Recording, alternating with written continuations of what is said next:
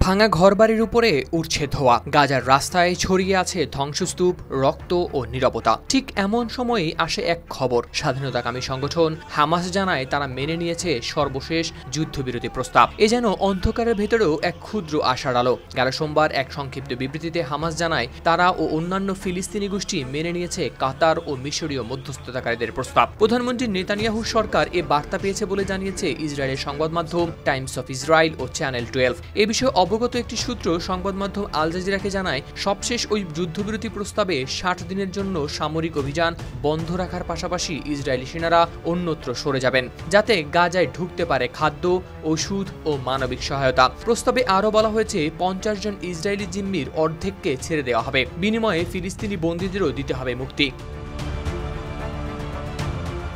কাতারের প্রধানমন্ত্রী শেখ মোহাম্মদ বিন আব্দুর রহমান বিন Jasim Al Thani কায়রোতে মিশরের প্রেসিডেন্ট আবদেল ফাত্তাহ আল সিসির সঙ্গে বৈঠকের পর সামনে আসে এই ঘোষণা।